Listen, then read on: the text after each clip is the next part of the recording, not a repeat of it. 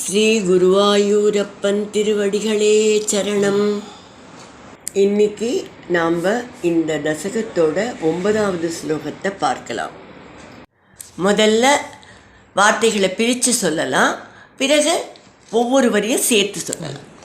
வேதான் புராண நிவகானபி சர்வ வித்யாக வேதான் புராண நிவகானபி சர்வ வித்யாக குர்வன் நிஜானன கணா சதுரானனோசௌ குர்வன் நிஜானன கணா சதுரானனோசௌ புத்ரேஷு தேஷு வினிதாய சர்கவ்ருத்திம் புத்ரேஷு தேஷு வினிதாய சர்கவ்ருத்திம் அப்ராப்னுவம்ஸ்தவ பதாம்புஜம் ஆஸ்ரிதோபூத் அப்ராப்னுவம்ஸ்தவ பதாம்புஜமாஸ்ரிதோபூத் வேதான் புராண நிவகானபி சர்வ வித்யாக குர்வன் நிஜானன கணா சதுரானனோசௌ வேதான் புராண நிவகானபி சர்வ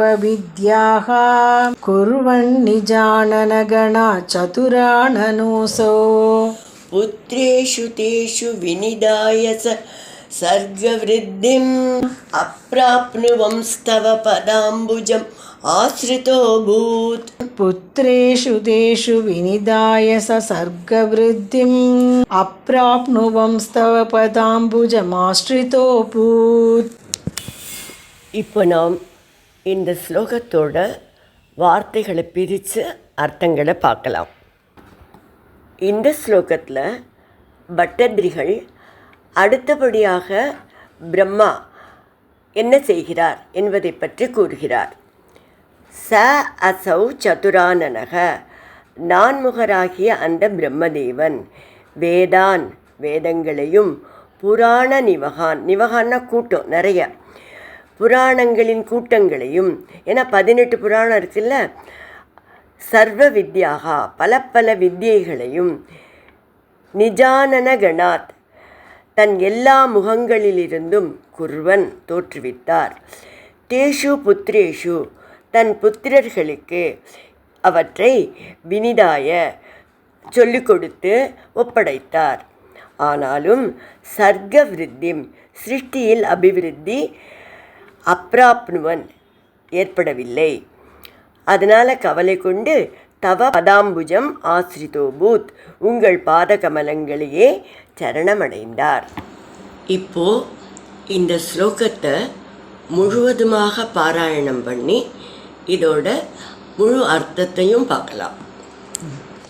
வேதான் புராண நிவகானபி சர்வ வித்யாக குர்வன் நிஜானன கணா சதுரானனோசௌ புத்ரேஷு தேஷு வினிதாய சர்கவ்ருத்திம் அப்ராப்னுவம்ஸ்தவ பதாம்புஜம் ஆஸ்ரிதோபூத்.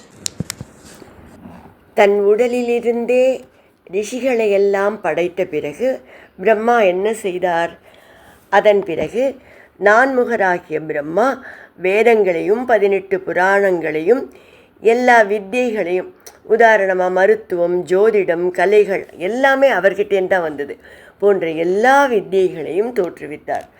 சரி, எப்படி தோற்றுவித்தார் என்றால், அப்படியே தன்னோட 4 முகங்கள்லேருந்தும் ஒரு முகம், அந்த ஒரு முகத்திலேருந்து அப்படியே வேதங்களெல்லாம் பெருக்கெடுத்தது, இன்னொரு முகத்திலிருந்து வித்தியைகளெல்லாம் பெருக்கெடுத்தன. அந்த மாதிரி இவை எல்லாவற்றையும் தன்னுடைய புத்திரர்களுக்கு சொல்லிக் கொடுத்தார், அவர்களிடம் ஒப்படைத்து விட்டார்.